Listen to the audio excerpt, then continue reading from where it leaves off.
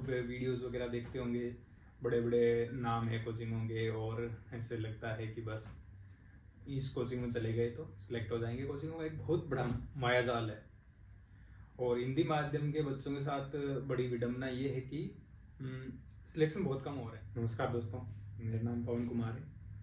मैं राजस्थान राज्य के नागौर जिले के सोमा गाँव निवासी हूँ और मेरा हाल ही में यूपीएससी द्वारा आयोजित सिविल सर्विसेज एग्जाम 2021 यानी आईएएस परीक्षा 2021 में 551 रैंक के साथ सिलेक्शन हुआ है। दोस्तों, सिलेक्शन के बाद से ही काफ़ी लोगों की मेरे पास क्वेरीज आ रही थी कि सर हम हिंदी मीडियम से हैं, कैसे तैयारी करें, हिंदी मीडियम का काफ़ी रिजल्ट डाउन हो रहा है, तो हमारी क्या स्ट्रेटजी हो।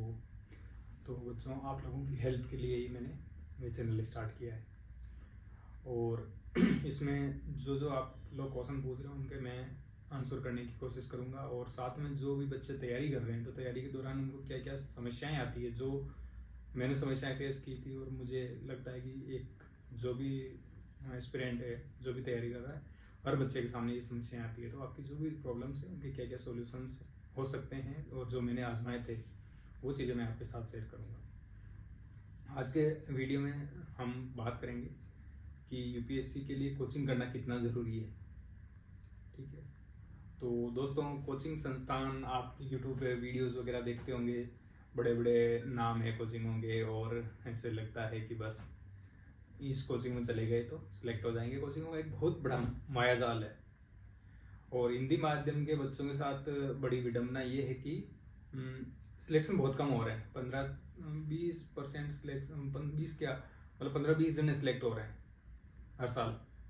और कोचिंग संस्थान है वो कहीं ना कहीं बहुत ज़्यादा बढ़ गए और बहुत बड़े हैं। आप सोचो कि एक ऐसा कोचिंग संस्थान जो पूरी तरह से मार्केटिंग पे बेस्ड है, रिजल्ट जीरो है लेकिन मार्केटिंग पूरा, गांव से लेके यूट्यूब पे इतने बड़े वीडियोस, रील, इंटरव्यू चला देते हैं कि बच्चों को लगता है बस हम बस ऐसे ही आईएएस बन जाएंगे उस कोचिंग में चले गए तो इस भ्रम में ना आए बच्चों।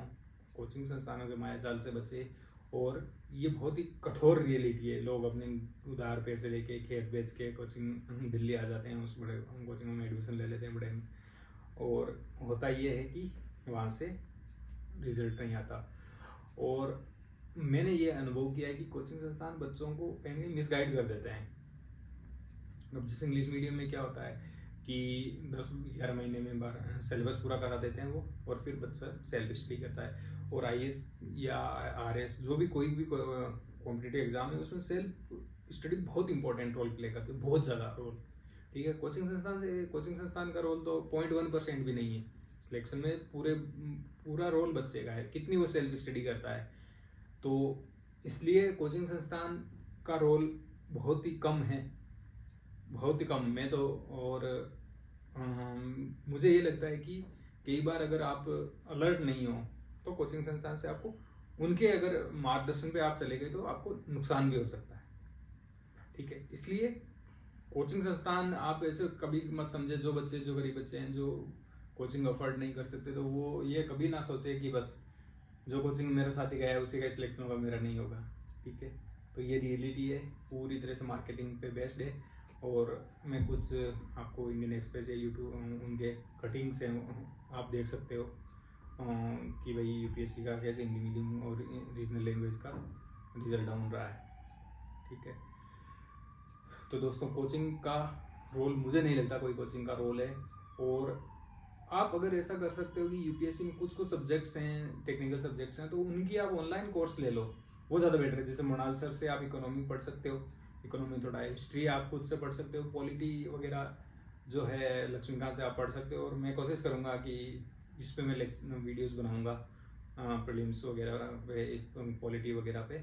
और बाकी ज्योग्राफी है तो ज्योग्राफी का फ्री वीडियोस अवेलेबल है, मृणाल सर का चैनल है यूट्यूब पर, उस पर राजधानी मैडम के, तो वहाँ से आप वो ज्योग्राफी पढ़ सकते हो। साइंस टेक एनवायरनमेंट इकोलॉजी है तो साइंस टेक के भी काफ़ी सारे वीडियोस हैं, आप यूट्यूब पे देख सकते हो। जो भी टॉपिक आपको समझ नहीं आ रहा उसके वीडियोस देखो आप यूट्यूब पे, उसको समझो और सेल्फ स्टडी करो, खुद से पढ़ो आप अच्छे से। ठीक है, फिर कई बच्चे ऐसे होते हैं कि उनको लगता है कि कोचिंग करना चाहिए या मैं कोचिंग कर सकता हूँ तो मुझे करना चाहिए। तो अगर आप चाहते हैं आप कोचिंग करना तो ठीक है, कोचिंग से थोड़ी बहुत चीज़ें ईजी हो जाती है, थोड़ी मतलब पर ये है ना कि कोचिंग के साथ ये है कि उनके फ्लो में नहीं लेना है आपको। आपको जैसे जो सब्जेक्ट या जिस सब्जेक्ट का जो टॉपिक वीक लग रहा है ना, उसको आप कोचिंग कर लो अगर करना चाहो तो। विदाउट कोचिंग भी आप सिलेक्ट हो सकते हो, बिल्कुल मैं हुआ हूँ। लेकिन अगर आपको लगता है कि हाँ यार मैं कोचिंग कर लूँ, अब मेरा मन नहीं मान रहा, तो आप ज़रूर कोचिंग कर सकते हो। और कोचिंग में भी अब ये है कि आप अलर्ट रह के कोचिंग करनी पड़ेगी। जैसे एक बड़े कोचिंग में ऐसा है कि 3 महीने तक वो साइंस टेक्नोलॉजी उनको पढ़ाते हैं, उसमें बेसिक बायोलॉजी पढ़ाते हैं, जो ह्यूमन सिस्टम है, जो नीट में जो पूछे जाते हैं वैसे क्वेश्चन। तो इररिलेवेंट पढ़ने का कोई मतलब ही नहीं है। ये हिंदी मीडियम वालों के साथ दिक्कत आती है कि 3-3 घंटे का आप सोचो, 90 लेक्चर 3 महीने तक आपको पढ़ा रहे हैं, 2-2 3-3 घंटे, कितना आपका टाइम वेस्ट हो रहा है। उससे अगर आप उठा के क्वेश्चन देखोगे कि इस टॉपिक से इतने टाइम में मतलब आपने जो पढ़ा है उससे क्या क्वेश्चन आए, तो आपको लगेगा यूपीएससी 0 क्वेश्चन पूछा है। तो इस तरह से कोचिंग के भरोसे ना रहो आप। कोचिंग में क्या क्या पहले आप सिलेबस रखो, क्या क्या चीज़ें मेरे को पढ़नी है, ठीक है, उसके बाद कहाँ कहाँ कोचिंग हेल्प कर सकता है मेरी। और साथ में क्या होता है, कोचिंग चलता है मार्केट के बेस पे। मार्केट में क्या होता है, किसी भी कोचिंग संस्थान में मार्केट में कि कोचिंग में ऐसा होगा 90% से ज़्यादा बच्चे तो ऐसे होंगे जिनको पढ़ाई से ज़्यादा मतलब नहीं है, जो घर वाले चाह रहे हैं कि मेरा बेटा IAS बने, ठीक है। तो वो लोग क्या करते हैं कि टीचर को भी पढ़ाने नहीं देते और बहुत फालतू क्वेश्चन पुटअप करते हैं, क्लास का टाइम वेस्ट होता है, ठीक है। तो ऐसे लोगों से भी बचें। कोशिश करें कि जो ऑनलाइन या यूट्यूब ऑनलाइन या रिकॉर्डेड लेक्चर्स हों तो आप उनको ले लें, वो थोड़ा आपके लिए टाइम वेस्ट होने से बचाएगा। सबसे इंपॉर्टेंट चीज़ होती है दोस्तों किसी भी कॉम्पिटिटिव एग्जाम तैयारी में, टाइम। आपके पास बहुत लिमिटेड टाइम होता है और उस लिमिटेड टाइम में आप कितना बेस्ट परफॉर्म कर सकते हो ये आप पे डिपेंड करता है। उस टाइम का सही यूज़ करो। और हमेशा ध्यान रखना, तैयारी का जो कर्व होता है ना, वो ऐसे बेल शेप कर्व होता है कि आपकी परफॉर्मेंस क्या होती है, एक बार तो ठीक है ऊपर जाती है, एक पीक टाइम आता है, उसके बाद परफॉर्मेंस कम होती है। अगर आपने 3-4 साल दे दिए, 4-5 साल हो गए आपको तैयारी में, तो आपका रिजल्ट फिर आप सिलेक्शन की प्रोबेबिलिटी बहुत कम हो जाती है, आपका रिजल्ट डाउन आता है। बहुत कम लोग होते हैं जो वापस बाउंस बैक करते हैं। तो इसलिए आपके पास लिमिटेड टाइम होता है 3-4 साल का, जिसमें आप बहुत बेस्ट कर सकते हो, सिलेक्शन पा सकते हो। तो इस टाइम को आपको ऑप्टिमम यूटिलाइज करना है। और बड़े जो हिंदी मीडियम कोचिंग संस्थान के साथ दिक्कत ये आती है कि लंबा बहुत कराते हैं, क्लास फालतू की चीज़ें पढ़ा देते हैं, विकिपीडिया अप्रोच पे चलते हैं कि वो सब कुछ इनको पढ़ा दो। इतना पढ़ा दिया उनको, 18 महीने का कहते हैं, लेकिन 2 साल तक वो सिलेबस कंप्लीट कराने लगा देते हैं। आप सोचो, एक इंग्लिश मीडियम का बच्चा जिसने 10 महीने में सिलेबस कंप्लीट कर लिया, एक हिंदी मीडियम का बच्चा जो बड़े कोचिंग में जा रहा है 18 महीने का कहते हैं, 2 साल में वो उसका कोर्स पूरा हो रहा है। कितना फालतू पढ़ा है उसने। और इंग्लिश मीडियम 10 महीने में उसने सिलेबस कंप्लीट करा दिया, 4-5 महीने में उसको वापस पढ़ लेगा, वो वापस पढ़ के एग्जाम देता है, फर्स्ट अटेम्प्ट सेकंड अटेम्प्ट में सिलेक्ट हो जाता है। इतना ईजी। लेकिन यहाँ क्या है, चीज़ें कॉम्प्लिकेटेड कर देते हैं।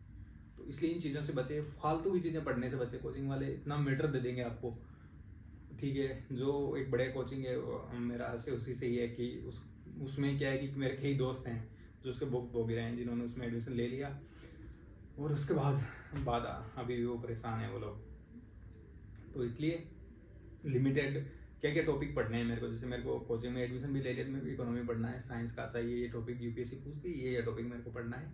अच्छा ज्योग्राफी में ये चीज़ें हैं, ज्योग्राफी ये चीज़ समझ नहीं आ रही, ये पढ़नी है। ऐसे एक्टिवली पढ़ें, उनके फ्लो में ना बहे। आपकी हर एक आदमी की खुद की रणनीति होनी चाहिए कि मैं इस स्ट्रेटजी से काम करूँगा तो मेरा सिलेक्शन होगा, ठीक है। ये बेस्ट चीज़ है। तो मेरे जो भी ये चीज़ें बता रहा हूँ तो मैंने प्रैक्टिकली देखा है। मेरे कई सारे दोस्त हैं जो बड़े कोचिंग में चले गए, यूट्यूब पे उसके रील देख के, सर की अच्छी अच्छी बातें देख के, यूट्यूब पे लोगों के इंटरव्यूज देख के कि बस इसी कोचिंग में से ही सारे सिलेक्शन हो रहे हैं। तो बिल्कुल ये पूरा फ्रॉड है दोस्तों। यूट्यूब पर एक बंदा है ना 10-10 कोचिंग में एडमिशन देता है। कोचिंग वाले क्या करते हैं, उनके यूट्यूब पे आधे घंटे का उसका जो वीडियो रिकॉर्ड कर लेते हैं इंटरव्यू का, और सिलेक्शन होने पर उसको चढ़ा देते हैं। कोचिंग से उस बंदे का कोई मतलब नहीं होता, बिल्कुल फ्रॉड है। तो यूट्यूब के रील वगैरह ऐसे वीडियोस देख के और किसी भी कोचिंग संस्थान पे भरोसा ना करें। आप जो भी सिलेक्टेड पर्सन से हैं, इन पर्सन उनसे मिले, पर्सनली आपके जो भी एरिया आगे हैं, कोशिश करें और उनसे अपना सही जो रियलिटी है उसके बारे में आप पता करें। फिर ये है कि अगर आपको कोचिंग करना ही है तो फिर आप ऐसा कर सकते हैं कि ऐसा कोचिंग का चुनाव करें जो बहुत कम टाइम में एक साल के अंदर अंदर आपका सिलेबस कंप्लीट करा दे। इससे आपके पास सफिशिएंट टाइम रहेगा उसको रिवाइज करने का, और दूसरा फालतू चीज़ें नहीं पढ़ेंगे। बच्चों के साथ ऐसे देखता हूँ मैं, कई बार मैं कोचिंग अगर जाता हूँ, यहीं मेरे अकेडमी पास में ही है 10 किलोमीटर, मैं देखता हूँ कि रेक अलमारियाँ भरी पड़ी है उनकी किताबों से, इतनी ज़्यादा किताबें दे दी, इतना ज़्यादा मैटर दे दिया। तो इन चीज़ों से आप बिल्कुल बचें, शॉर्ट एंड स्वीट पढ़ के आप सिलेक्ट हो सकते हो। ठीक है, उम्मीद है कि जो भी मेरा एक्सपीरियंस है यूपीएससी का कोचिंग संस्थानों के बारे में, उससे आप लोगों को ज़रूर फ़ायदा हुआ होगा। और अगले वीडियो में फिर मिलते हैं दोस्तों। Thank you.